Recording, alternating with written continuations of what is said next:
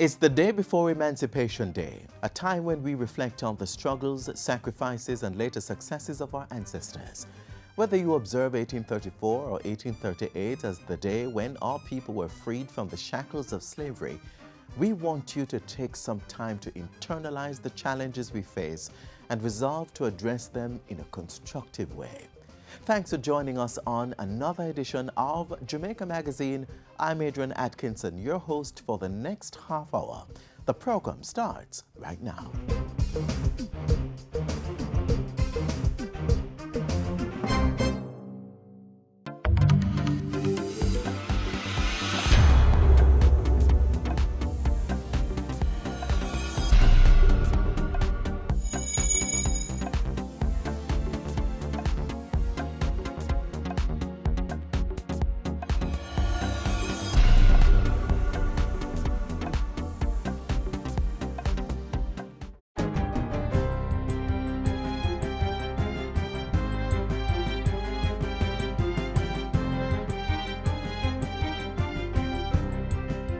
Good day, I'm Carrie Ann Smith and this is your JIS News from Monday, July 31. Government has met 6 of the 10 Economic Growth Council EGC policy recommendations targeted for implementation during the April to June quarter. EGC Chairman Michael Lee Chin made the disclosure at the presentation of the Council's third quarterly report on Thursday. The policy recommendations come under 3 areas of reform: business climate, specifically public procurement, asset utilization, in particular debt reduction and state asset privatization, and diaspora involvement in relation to immigration. Mr. Lee Chin said that among the targets met was the development of a framework for public debt reduction through a program of state asset privatization and sale by the Ministry of Finance. The Developmental Bank of Jamaica set out a protocol for the establishment of enterprise teams that handle multiple transactions and submitted to Cabinet a protocol for outsourcing the privatization of government-owned entities. During this period, the Ministry of National Security also conducted a feasibility study for the creation of a global immigration card, and the DBJ expanded access to financing through its various credit facilities and the exploration of the facility to allow unclaimed funds in the banking and insurance sector to be released to fund MSMEs. Mr. Chin added that the public procurement, techniques, procedures and offsets regulations and public procurement reconsideration and review regulations were drafted and tabled in Parliament in May by the Ministry of Finance. The chairman noted, however, that the May timeline to finalize and table the public procurement registration and classification of suppliers regulations and complete the handbook of public sector procurement procedures were missed. And the MOFPS has advised that they are actively working on the establishment of the Public Procurement Commission, which is a prerequisite for the tabling of the third regulation.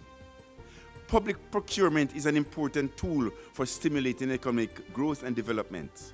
The central government and its public bodies together purchased approximately 100 billion of goods and services last year. And we are therefore urging the Ministry of Finance to urgently finalize the regulations and enact the Public Procurement Act. Prime Minister Andrew Holness says government is now in the process of developing an emissions policy to support its efforts to combat climate change. And to support those efforts, Mr. Holness says government is increasing energy diversification. He says the country is now moving away from heavy fuel oils to include solar, wind and LNG in energy generation. We are now in the process of looking at how we dispose of solid waste, in particular plastics. And very soon we will coming to the public with a policy proposal as to how this can be done. Prime Minister Holness was speaking during a recent visit to the Jamaican High Commission in the United Kingdom. Over 180 persons from 50 countries have already registered for the United Nations World Tourism Organization UNWTO Global Conference to be held in Jamaica in November. The disclosure was made by Minister of Tourism Edmund Bartlett at a recent contract signing with the Jamaica National Group for the management and execution of the conference. Minister Bartlett said a major focus of the conference is to bring together small and medium-sized players in the tourism sector with multilateral funding entities and countries. This is in keeping with the theme, Partnerships for Jobs and Inclusive Growth through Sustainable Tourism. We're going to be having panels where we'll be exploring various areas of sustainability, but more so, how do we bring projects, people, and money together? So out of this conference then will be derived a document called the Declaration of Montego Bay. And that document will help to inform the next millennial goals of the UN, as well as to form the basis of the next major publication of the UNWTO in terms of its sustainable development strategies. Jamaica will be hosting the 3-day global conference from November 27 to 29 at the Montego Bay Convention Center. Approximately 157 countries and ministers are expected to attend, in addition to 500 private sector companies. Chief Executive Officer of the JN Group, Earl Jarrett, said the company is happy to be associated with the event. The very fact that we are convening here in Jamaica is itself an event. The very fact that through that meeting we'll be able to build and continue a great network of persons who will support Jamaica is a great opportunity. And if we leverage it well, build a great network out of it, Jamaica will but benefit from the exercise. Meanwhile, $200 million will be used to renovate the Montego Bay Convention Center. Tourism Minister Edmund Bartlett said the work will help boost profitability of the center. Mr. Bartlett said the convention center continues to rebound after suffering millions of dollars in losses over the past several years. Interventions over the last 9 months, according to Minister Bartlett, have improved revenue by 65% and turned around a projected loss of $2 million to 40 million Jamaican dollars.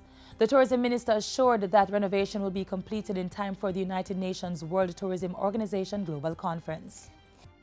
And finally, the Tourism Enhancement Fund, TEF, has spent $28 million to construct a new ice cream shop at Devon House.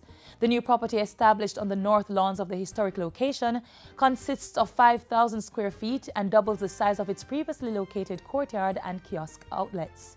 Tourism Minister Edmund Bartlett says the expansion of the parlor forms part of a greater effort to market Devon House as the epicenter of gastronomy in Kingston. We do have intentions to build out a Caribbean experience that will involve gastronomy and culinary tourism. But we want to lead it from Jamaica, and we want to marry it with the other culinary delights of the region, and to ensure that when you leave Devon House, it's not just ice cream, but it's all the wonderful delicacies that are so inherent in this excellent cuisine which has come out of the confluence of cultures and ethnicity of our people. The project forms part of a much larger financial commitment from the TEF, which has spent $151 million since 2012 to refurbish Devon House to make it financially sustainable. And that's it for JIS News Today. I'm Carrie Ann Smith. Thanks for watching.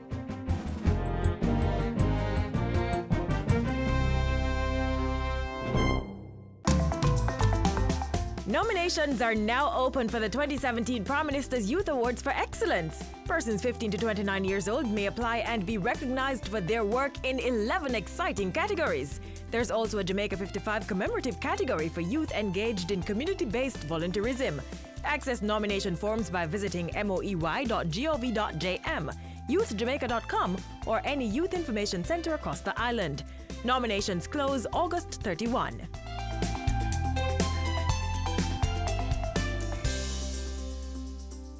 Prime Minister Andrew Holness played host to the Jamaica diaspora this past week. He also traveled to Singapore to shore up investments to support the island's economic growth.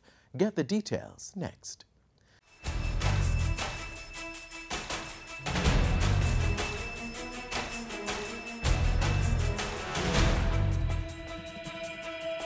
Prime Minister Andrew Holness has urged members of the diaspora to take full advantage of investment opportunities on the island. He said prospects were high in logistics, business process outsourcing, agriculture and nutraceuticals. Our diaspora must be increasingly engaged in the business prospects of Jamaica. This is yet another element of our resolve to strengthen our relationship with the diaspora. Prime Minister Holness was speaking Sunday as he opened the Jamaica 55 Diaspora Conference at the Pegasus Hotel. He used the conference to reiterate government's commitment to strengthening its relationship with the diaspora through the implementation of the National Diaspora Policy. A main component of that policy will see government streamlining the work of critical agencies to make it easier for investors to conduct business in and with Jamaica. So we are allocating the necessary time and resources to ensure that the national diaspora policy adequately represents the level of commitment we ascribe to building this relationship. Prime Minister Holness also shared his administration's work in creating a safer Jamaica with the recent passage of the Special Operations Zones Bill. For the first time since our independence, empower our government to confront the breakdown in law and order and public safety in our country, and to return Jamaica to the place of choice for you to come home, to choose to live here, raise your families here, do business here, and retire here in paradise, safe and secure. Prime Minister Andrew Holness says government is rethinking its foreign affairs and foreign trade policy to reflect its economic imperatives. We intend to place greater focus on the investment, trade, and business promotion side of the High Commission. For tourism, we can do 4 times better than we're doing now. Mr. Holness made the disclosure Wednesday during a visit to Jamaica's High Commission in the United Kingdom. He also shared that government was recalibrating its foreign policy to support safety and security on the island. Mr. Holness said a major priority was stemming the availability of small arms and their importation into the country. We have taken some steps internally to secure our border by the acquisition of certain assets that will help us to stem the illegal flows through illegal channels. But there is the bigger issue of illegal flows through legal channels, such as coming through our ports. He was en route to Singapore for a 2-day working visit. While there, Prime Minister Holness met with his Singaporean counterpart. He was in the Asian country to explore investment and economic cooperation opportunities. Mr. Holness and his delegation, which included Ambassador Nigel Clark, examined Singapore's experience in economic development, ease of doing business, workforce planning and infrastructure development. The Prime Minister returned to the island on Saturday. Jamaicans can now petition government on matters of national importance. On July 24, the Office of the Prime Minister launched the Jamaica House Petition Portal to consider petitions submitted by members of the public as part of government's consultative approach. The portal can be accessed on the Office of the Prime Minister website. And that's how we close out Jamaica House Weekly. Do join us next time for the latest news coming out of the Office of the Prime Minister.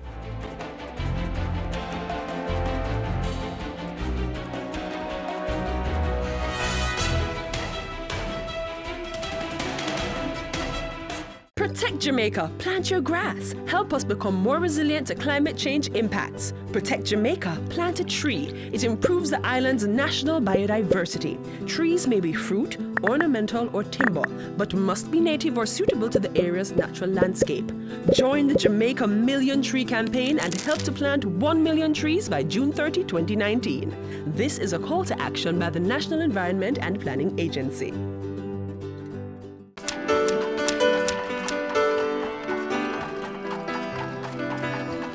The Ministry of Economic Growth and Job Creation is serious about propelling Jamaica in becoming a first world, first-class country.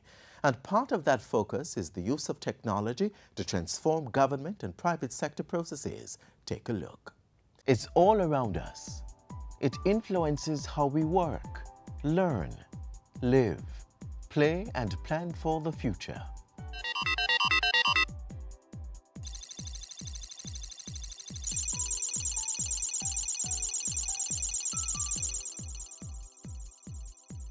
GIS is the short form of Geographic Information System. It's a computer-based system built to capture, store, manipulate, analyze, manage, and display all kinds of spatial or geographical data. In geography class in high school, persons were taught that in geography, we're able to locate where features are using coordinates. That's the basis of GIS. Knowing where these features are on the Earth's surface and being able to represent that within a computer-based environment where that is seen visually. So it's a support tool that we use to provide additional extension to any business process. And with this GIS technology, the government has been mapping Jamaica's course on the Information Highway. Leading that charge is the Land Information Council of Jamaica, LICJ, a mandate held since 1992.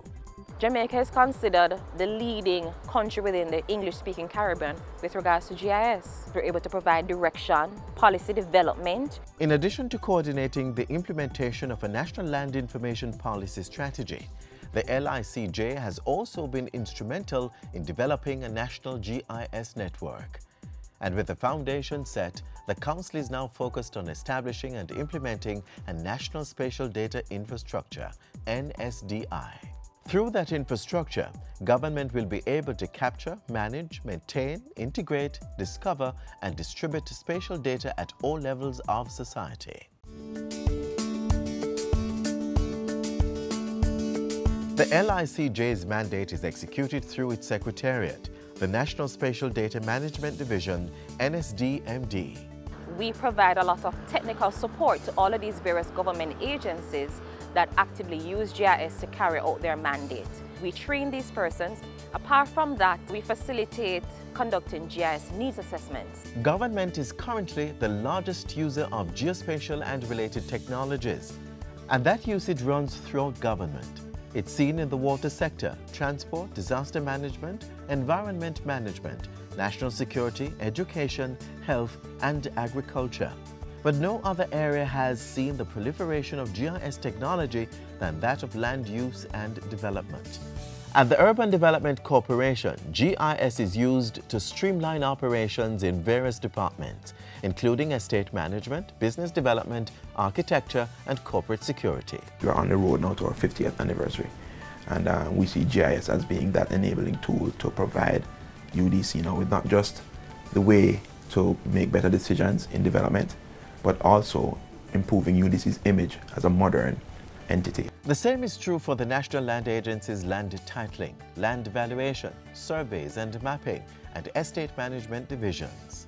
A lot of the business processes that exist within the different divisions have GIS tied into it. So for example, there is no way that somebody can, at present, acquire a new certificate of title without some work happening on the GIS end.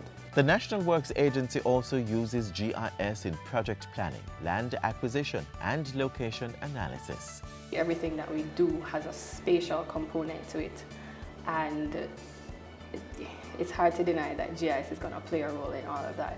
Cost savings, greater efficiency, faster decision-making, improved communication, and better record-keeping are all derived from the use of GIS. And the private sector also has been getting in on the technology. Increasing GIS nationwide is also a focus for the LICJ and the NSDMD. To facilitate this, the government has signed an enterprise license agreement with the Environmental Research Institute. That agreement has been a game changer. It has allowed us to be more efficient, in terms of accessing the data and using it to provide more information and to engage also with the public as well. What it does is open up a whole new world. So there are almost no limits to what we can do with GIS and improving the way we handle our spatial data as a government. Public awareness has also been heightened with the GIS Day during Geography Awareness in November. That observation has been staged annually since 2003. In 2017, with the LICJ celebrating 25 years groundbreaking work, there will be a two-day GIS user conference in October. The conference will focus on national security for sustainable development under the theme Geospatial Technologies, Mapping Our Way to Secure Communities. As we strive to learn more about each other and the world around us, there is no doubt that GIS is the most practical and beneficial tool in this process. As Jack Dangamond, co-founder of the Environmental Systems Research Institute, said, GIS is waking up the world to the power of geography, the science of integration, and has the framework for creating a better future. We invite you to learn more about the GIS User Conference by visiting the webpage at gisuserconferenceja.com.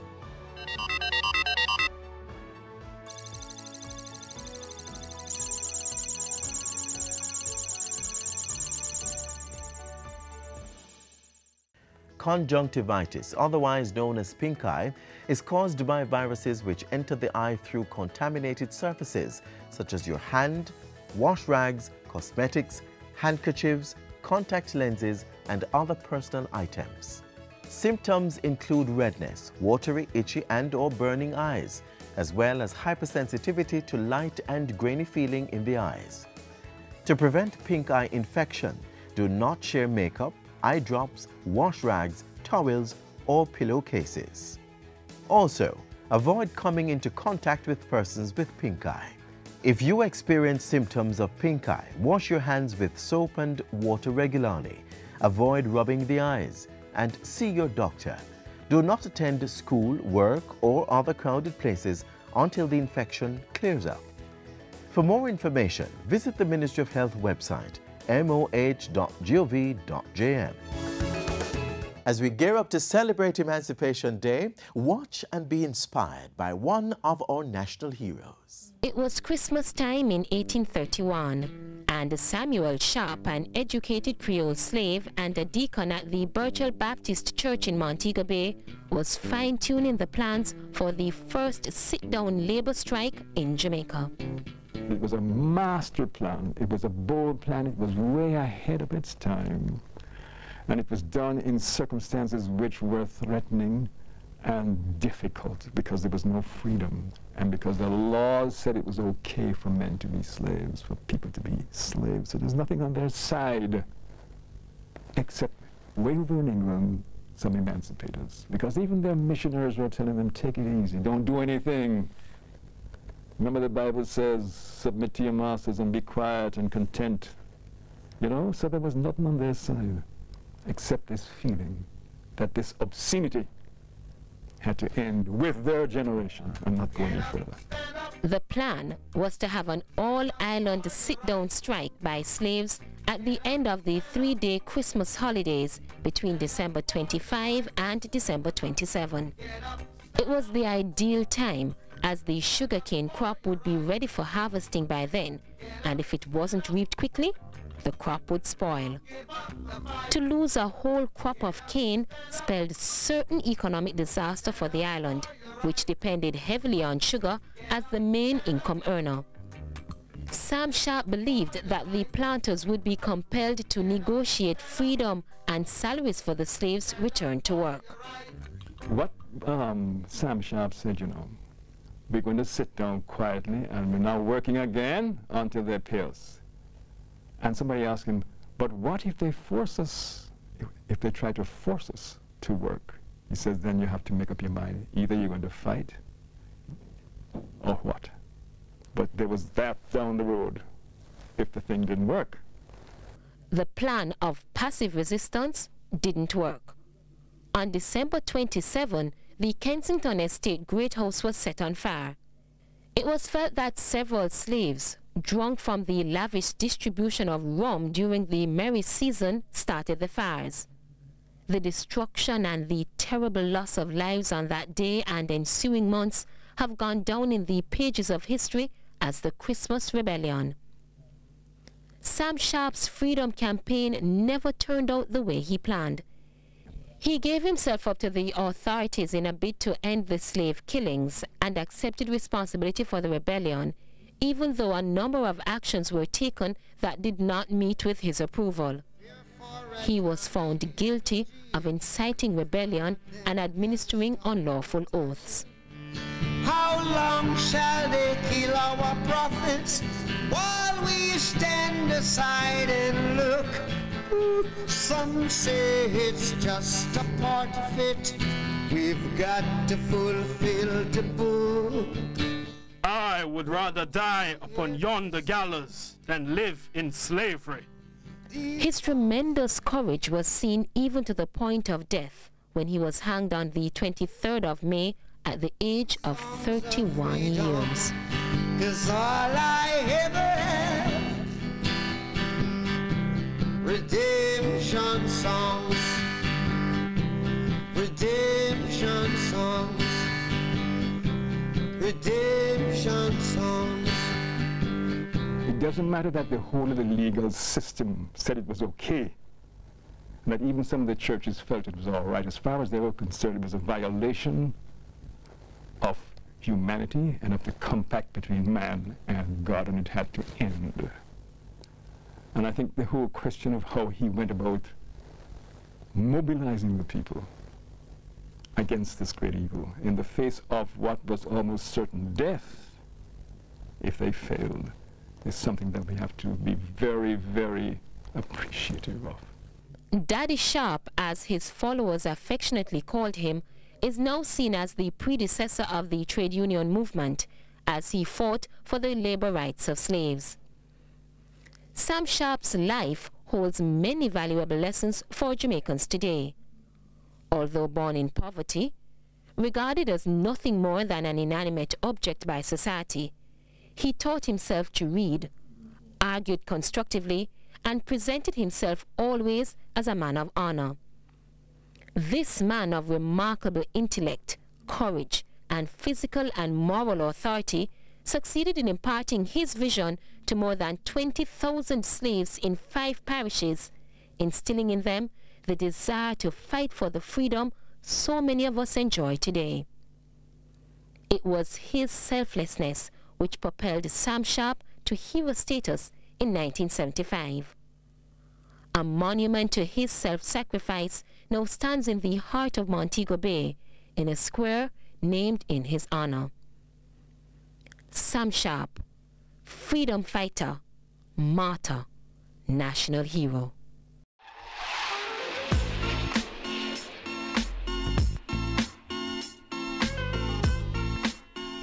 We hope you were left inspired by our national hero to play your part in making Jamaica the place of choice to live, work, raise families, and do business.